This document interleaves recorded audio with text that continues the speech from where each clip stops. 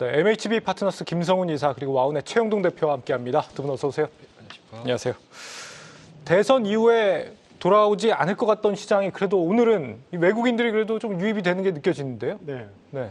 농담 반 진담 반으로 오늘 윤 대통령께서 기자회견을 했습니다. 네. 사과를 하시자마자 순매수로 잡히더라고요, 외국인들이. 네, 뭐 저희들끼리 농담으로 한 얘기고요. 예.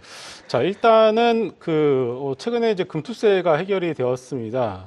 그러면서 이제 시장은 이제 금투세 해결이 되면은 강한 반등을 좀 기대를 했었는데요. 금투세 이슈는 반등의 요인이 아니라 하방을 지지를 해주는 그런 정도로만 여러분들이 이해를 하는 게 맞다라고 말씀드리겠습니다. 그 다음 단계는 상법 개정입니다. 상법 개정이 되어야만 다시 말해서 우리나라가 증시가 한 단계 더 레벨업 할 수 있는 그 초석을 마련할 수 있기 때문에 이 부분에 대해서 이제는 우리 투자자분들께서 상당히 좀 관심을 가지실 필요가 있다는 말씀을 좀 드리고 싶고요. 예. 또 하나, 자, 왜 서학개미 분들이 우리나라로 안 들어오냐라는 질문들을 또 하시는 분들이 많습니다.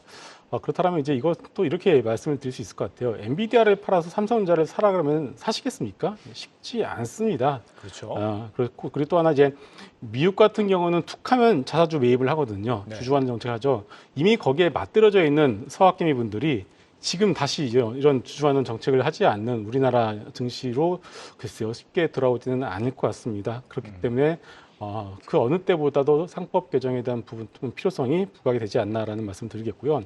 일단 뭐 시장으로 들어와서 오늘 시장 보시게 되면은 기존의 주도 섹터였던 바이오가 좀 밀리고 있고요. 그리고 새롭게 조선주들이 강한 상승세를 보여주고 있습니다.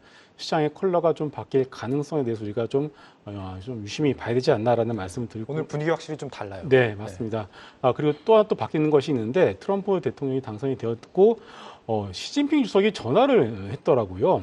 과거에 바이든 대통령 당선 때는 약 17일인가요? 18일 있다가 전화를 했는데 오늘은 바로 전화를 했습니다. 뭔가 중국 내에서도 변화의 흐름들이 나타나고 있기 때문에 우리가 중국 소비 관련주에 대해서도 좀 공부를 해볼 필요가 있을 것 같습니다. 시진핑이 좀 유화적인 스탠스로 바뀌었다 이 말씀이신 거죠? 맞습니다. 얼마 전에 이제 인도와도 좀 어느 정도 좀 화해의 스탠스를 보이지 않았겠습니까? 네. 지금은 이제는 미국과도 어느 정도 먼저 손을 내미는 그런 모습이 나오고 있는데 우리가 여기에 좀 초점을 맞춰서 좀 유심히 살펴볼 필요 있을 것 같습니다. 네. 자, 장중 지금 환율 1,400원을 돌파한 이후에 지금 환율이 다시 하락 전환을 했고요. 여전히 뭐 지금 정도의 환율이면 내수기업이나 물가에는 부담을 주는 수준이긴 합니다만 이 방향성이 계속 아래로 향해야 외국인들도 좀 들어올 텐데 말이죠. 예. 어떻게 좀 전망하세요? 일단 뭐 아직까지는 뭐 뚜렷한 뭐 워낙 강세가 진행이 되고 있지는 않은 것 같습니다. 일단은 뭐 기본적으로 뭐 국내만 그런 건 아닌 것 같고요. 일단은 뭐 달러 강세가 좀 진행이 되고 있는 상황들이기 때문에 달러에 대응하는 환율 부분들은 거의 다가 약세로 좀 진행이 되고 있습니다. 일단은 뭐 아무래도 첫 번째 요인은 글로벌 금융시장에 대한 불확실성. 그러니까 쉽게 말씀드려서 현 정부에서 이제 다음 정권으로 좀 넘어가고 있는 상황이기 때문에 남아있는 이 기간 동안에는 아무래도 어떠한 이제 뭔가 이제 시장에서는 갈피를 방향성을 좀 잡지 못하다 보니까 불확실성의 대두 그리고 그 불확실성에 대한 대두 부분들이 좀 나온다라고 하게 되면 가장 민감하게 반응하는 시장이 환율 시장이 아닌가라는 생각이 들고요. 뭐 거기에다가 뭐 앞서서도 말씀하셨지만 뭐 전체적으로 국내 증시가 아직까지는 좀 방향성을 못 잡고 있는 상황들이고 그리고 그러니까 국외 시장 글로벌 시장에서 경쟁력을 아직까지는 뭔가 찾아나가는 그런 이제 모습들을 좀 보여주지 못하다 보니까 조금 더 약세 흐름들이 좀 진행이 되고 있습니다. 뭐 그런 부분들이 좀 특징적이다라고 말씀드릴 수가 있을 것 같고요. 다만 뭐 약세가 좀 진행이 된다라고 해서 뭐 한국의 수출 기업들 입장에서는 뭐 긍정적인 수가 있지 않을까라는 생각이 좀 듭니다. 뭐 이러한 이제 긍정적인 부분들 이외에도 전반적으로 놓고 봤었을 때 수급적인 측면으로 놓고 보게 되면 아무래도 원화 강세가 좀 필요하겠죠. 근데 아직까지는 뭐 이러한 부분들을 좀 찾아가고 있지 못하는 상황들이기 때문에 당분간은 어렵습니까? 당분간은 이 레벨 구간에서 움직이지 않을까라는 생각이 좀 들고요. 뭐 전체적으로 금융시장 자체가 좀 안정화를 좀 찾는 상황들이고 그리고 이제 트럼프의 뭐 인수위가 발족이 되고 그리고 새로운 정권으로 넘어가기 위한 이양 과정이 뭐 순탄하게 좀 진행이 된다라고 하게 되면은 우리나라 원달러 환율 같은 경우도 뭐 한간에는 어제 같은 경우는 뭐 1,450원, 뭐 1,400원 막 이까지 나오더라고요. 저는 개인적으로는 그 수준까지는 가지는 않을 것 같다라고 생각이 좀 들고 오히려 지금 수준이 거의 현재 지금 보여주고 있는 레벨단에서는 가장 높은 수치가 아닌가라고 말씀드리도록 하겠습니다. 자, 트럼프 2기를 맞아서 우리 시장이 어떻게 반응하고 있는지 이마영 캐스터와 함께 분석해 보시죠. 트럼프 전 대통령이 붉은 파도를 타고 귀환했습니다. 트럼프노믹스를 놓고 일부 업종 간의 희비가 갈리고 있지만 시장 유동성에 대한 기대감은 유효한 모습인데요. 미 증시는 사상 최고치로 화답했는데 우리 증시에선 섹터별로 어떤 영향이 있을지 업종별로 살펴보겠습니다. 최근 호실적으로 분위기 좋던 조선과 방사대는 청신호가 켜졌습니다. 자국 우선주의의 일부 불확실성이 잔재해 있긴 하지만 K방산의 수출 확대 기대가 클 거란 점, 또 대중규제 강화로 국내 업체들이 수혜를 볼 거란 전망이 나왔습니다.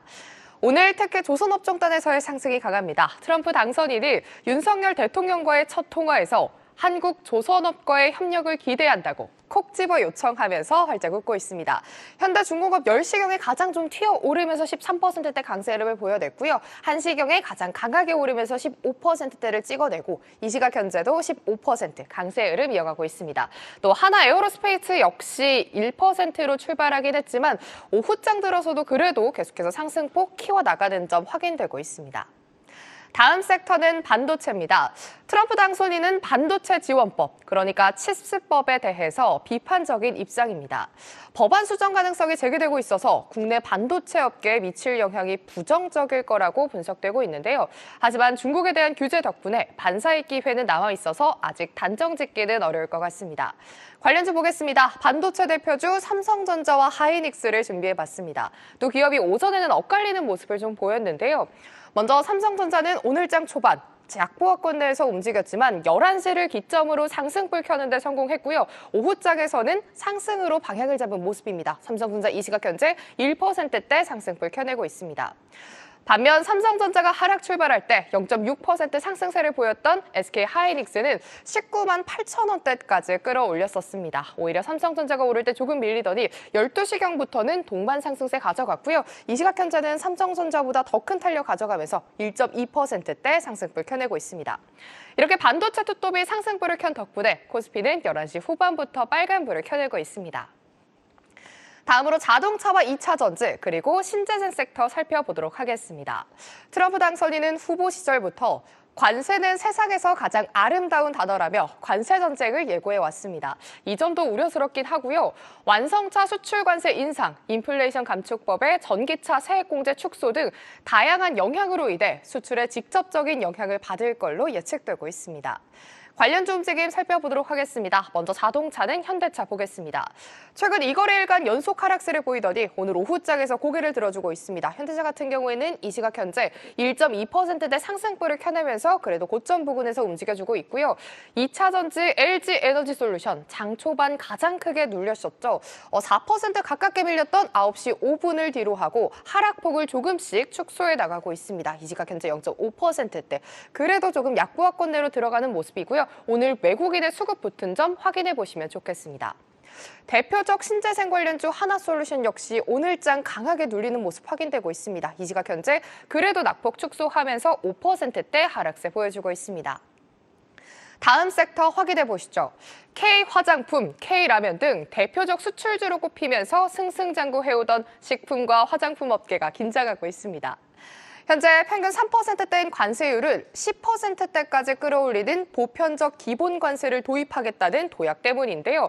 이에 오늘장에서 화장품과 식품 업종이 눌리는 모습입니다. 하지만 오늘 아모레퍼시픽은 미국이 아닌 중국 쪽의 수출에 눈을 돌려서 수익성을 기대한다는 리포트 덕분에 반등에 성공한 모습인데요. 11시경에 상승 전환에 성공했고요. 아모레퍼시픽 이 시각 현재 1.7%대 오름세 보여주고 있습니다.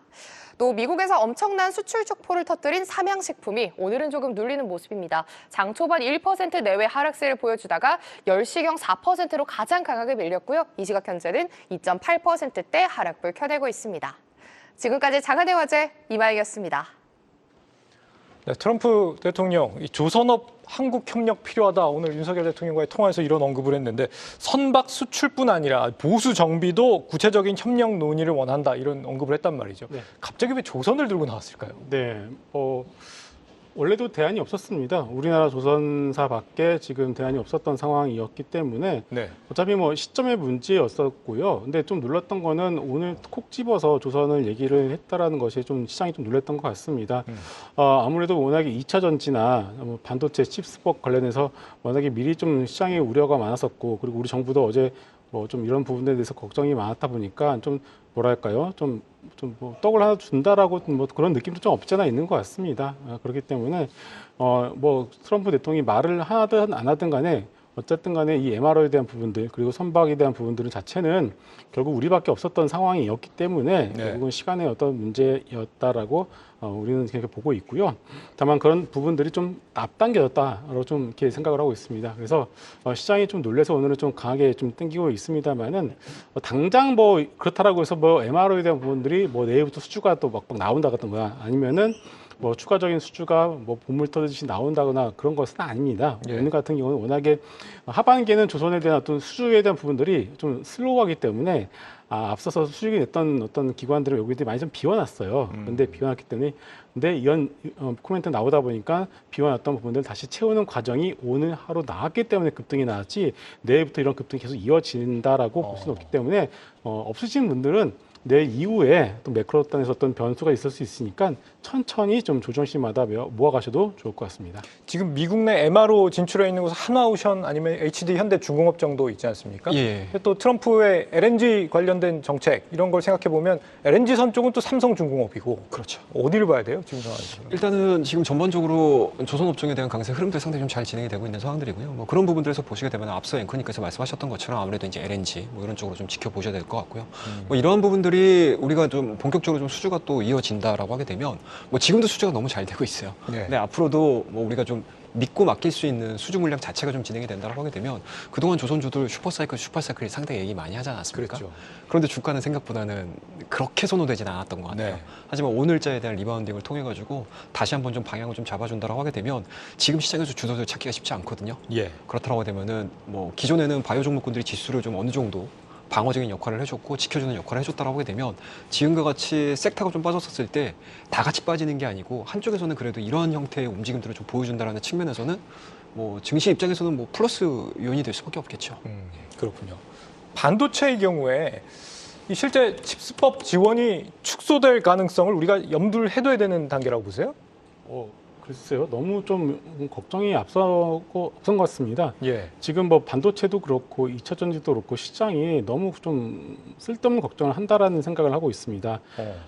대안이 없어요. 만약에 우리 반도체 쓰지 않으면 어딜 거 쓸 겁니까? 그리고 우리 2차 전지 쓰지 않는다면은 서구권에서는 우리나라 2차 전지 그리고 유럽 같은 경우는 마찬가지입니다. 우리나라 2차 전지 쓰지 않으면은 중국 거를 써야 되거든요. 그렇기 때문에 지금 뭐 대안이 없는 상황이고 또 하나가 우리나라 2차 전지 업체와 그리고 삼성전자, 하이닉스가 만들어낸 고용 창출에 대한 부분들을 무시를 못하고 있는 상황입니다. 그렇기 예. 때문에 IRA에 대한 폐지에 대한 반대도 지금 공화당 내에서 상당히 좀 목소리가 높은 상황이죠. 그렇기 때문에 이것이 현실화될 가능성이 상당히 낮다라고 보고 있고 이미 뭐 보조금 축소에 대한 부분이 있을 수 있다고 이렇게 생각을 합니다만은 이미 이 부분에 대해서는 기업들이 어느 정도 대비를 해 놓은 상황이기 때문에 지금은 시장이 너무 과도한 우려를 하고 있다라고 생각하고 있습니다. 그렇다면 정말 다행이겠네요.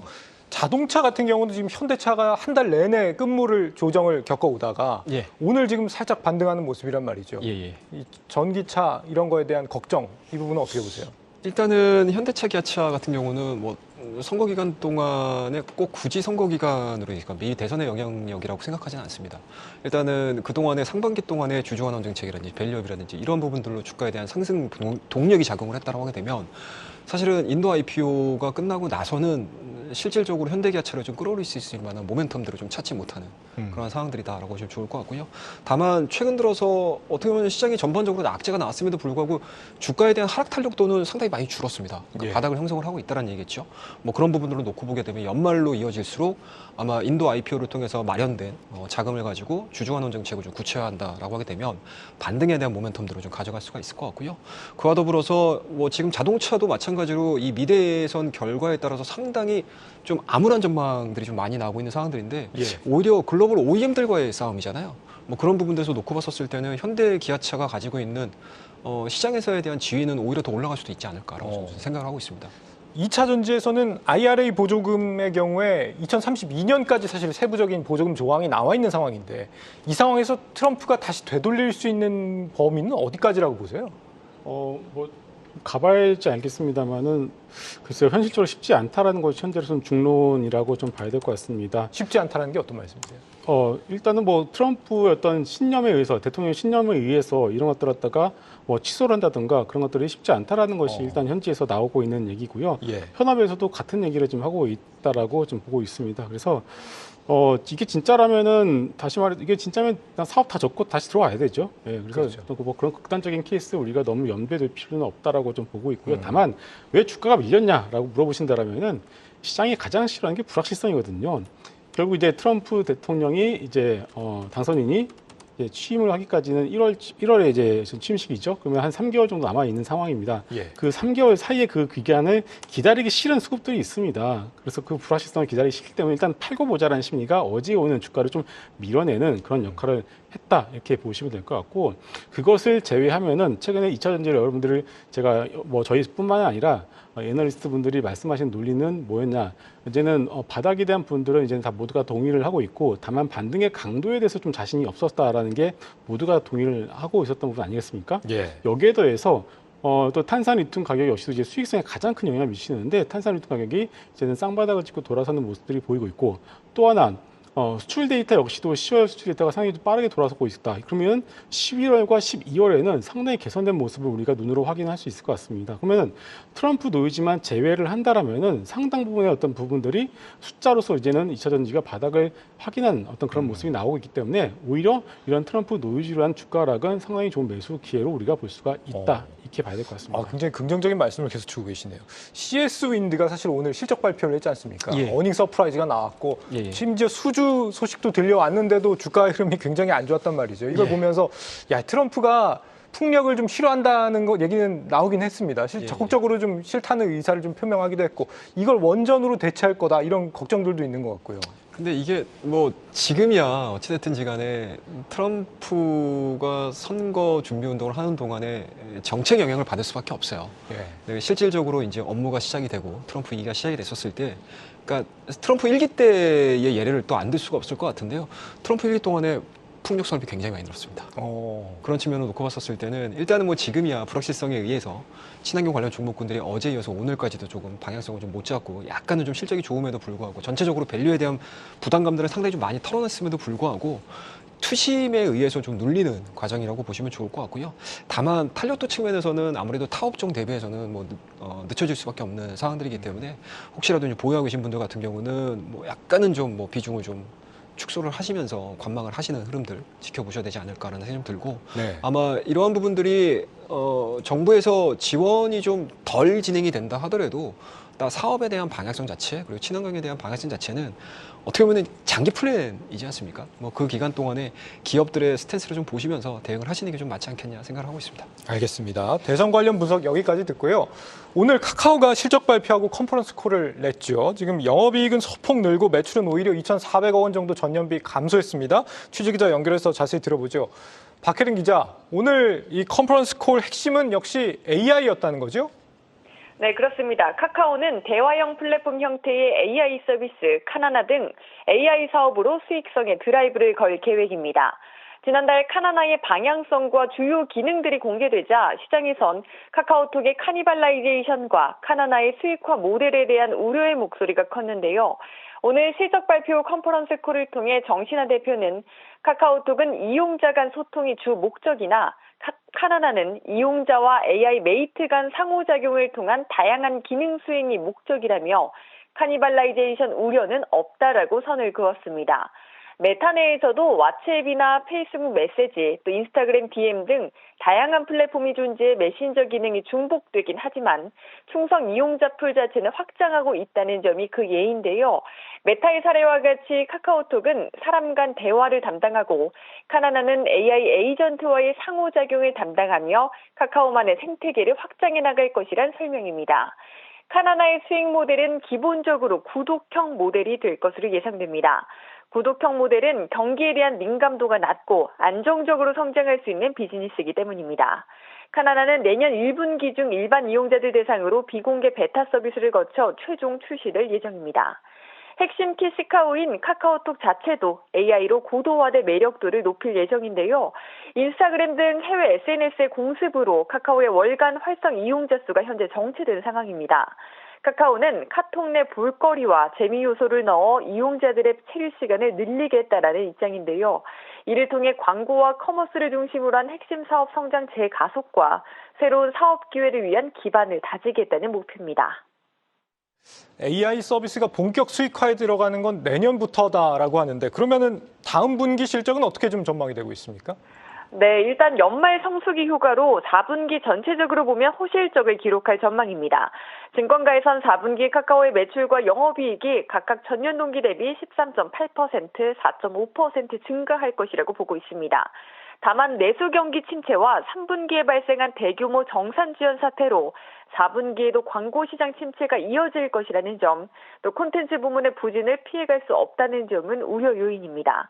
계열사로 보면 카카오 모빌리티는 택시 사업 내 가맹 상품 다각화로 수익성 측면에서 불확실성이 커지고 있고 카카오 게임즈도 신작 부재 여파가 4분기까지 이어질 것으로 보입니다. 다만 카카오페이가 보험과 증권에서 신규 서비스 상품을 출시하며 이익 개선의 속도를 내고 있고 카카오 헬스케어가 급격한 성장세를 보이고 있다는 점은 위기에 카카오를 버티게 해줄 힘이 될 것이란 분석이 나옵니다. 지금까지 보도국에서 한국경제TV 박혜린입니다. 네, 박혜린 기자였습니다. 계속해서 다양한 경제 이슈를 알고 싶다면 구독과 좋아요, 알림 설정 부탁드립니다. AI 캐스터 권미정이었습니다.